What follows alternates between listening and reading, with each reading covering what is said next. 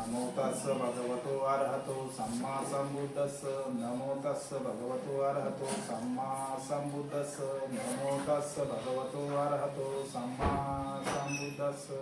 अजिंठा बुद्ध विहार धाग YouTube channel.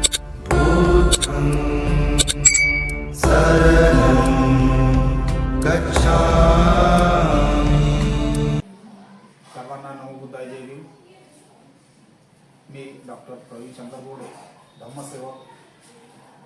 आपण पाहत आहात अजिंठा बुद्ध विहार धाग यूट्यूब चॅनल। सर्वांना नमो बुद्धाय जय भीम। तर आजचा विषय आहे बघा, कर्म आणि त्यांचे फळ। तथागत भगवान गौतम बुद्धांनी आपल्या धर्मामध्ये सांगितलेलं आहे की तुम्ही ज्या प्रकारे कर्म करता त्याप्रमाणे तुम्हाला फळ मिळेल, की कर्माच्या वरतीच तुमचे फळ ठरलेले आहे। तथागत भगवान गौतम बुद्धांनी कर्मावरचे भार दिलेला आहे किंवा जे सांगितलेलं आहे ते खरोखर यथोचित असं सत्य आहे, की ज्या सत्यामध्ये आपण वाहून घेतलं पाहिजे। तुमचे कर्म जर चांगले जर असेल तर तुम्हाला त्याचं फळ निश्चितच चांगले मिळेल। जर हे वाईट जर असेल तर तुम्हाला वाईटच फळ मिळतील।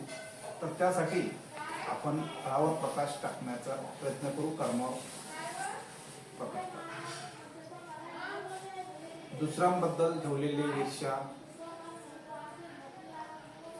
द्वेष हे आपल्याला फार महाग पडतात। उदाहरणार्थ जसं की गर्व, अहंकार।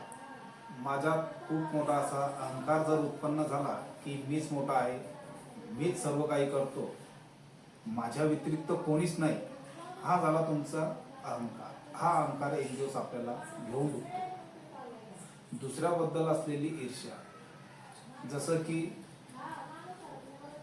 माझ्याबद्दल कोणी जर वाईट किंवा चांगले बोलले तर त्याबद्दल माझ्या मनात उत्पन्न होणारी ईर्ष्या हा खूप मोठा असा बदल किंवा मनावर छाप ठेवून जाते।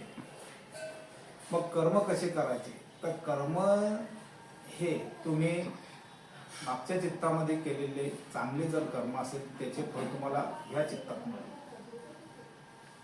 मागच्या जर चित्तात तुम्ही वाईट कर्म केले असेल तर तुम्हाला ह्या चित्तात सुद्धा वाईटच फळ मिळेल। म्हणून आपण तथागतांनी दिलेला जो धर्म आहे त्यानुसार चालायचं। तुमच्या चित्तात असलेले द्वेष ते नष्ट करायचे आहे। तुम्ही चांगले कर्म करा, दुसऱ्यांबद्दल चांगली भावना ठेवा, आदरपूर्वक प्रेमाने वागा। हा लहान झाला म्हणून वाईट बोलू नका, हा मोठा झाला म्हणून त्याला अपशब्द बोलू नका। लहानांचा तुम्ही प्रेमाने सन्मानपूर्वक त्याचा आदर करा। बघा, तुम्हाला मैत्रीपूर्ण भावना त्याच्यातून मिळेल। मोठ्यांप्रती तुम्ही आदर ठेवा, मोठे तुम्हाला जीवापाड प्रेम करते। तर हे जे सांगितलेले आहे हे तथागतांनी सांगितलेले आहे। जर तुम्ही उदाहरणार्थ शेतामध्ये सोयाबीन जर पेरली तर त्या सोयाबीनच्या झाडाला सोयाबीनचे दाणेच लागतील, आंबे तर लागणार नाही ना।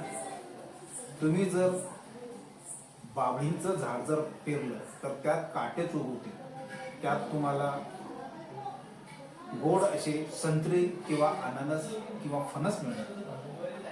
मग यासाठी तुमचे कर्म तुम्ही जसे रोवसाल, जसे तुम्ही टाकसाल तेच तुम्हाला फळ उगवेल। म्हणून दुसऱ्यांप्रती ठेवलेली ईर्ष्या भावना, द्वेष कटाक्षाने टाळा। बरेचसे असे उदाहरणं आहेत की जे तुम्ही अनुभवत आहात। भाऊ असेल, बहीण असेल, आई असेल, वडील असेल, मुली असेल, मुलगा असेल किंवा समाजातील सर्व क्षेत्रातील परिजन असतील, यासोबत जर आपण मांगल्यपूर्ण मैत्री भावना मिळेल। दुसऱ्यांप्रती वाईट द्वेष ठेवू नका, कारण दुसऱ्याप्रती म्हणून आपण जे पेरलेले आहे तेच उगवणार आहे। म्हणून दुसऱ्याप्रती चांगले प्रेम, आदरपूर्वक मान सन्मान ठेवा आणि बुद्धाच्या धर्माच्या संघाला शरण जा, बाबासाहेबांच्या विचारांना शरण। नमो बुद्धाय जय। अजिंठा बुद्ध विहार धाग यूट्यूब चॅनल।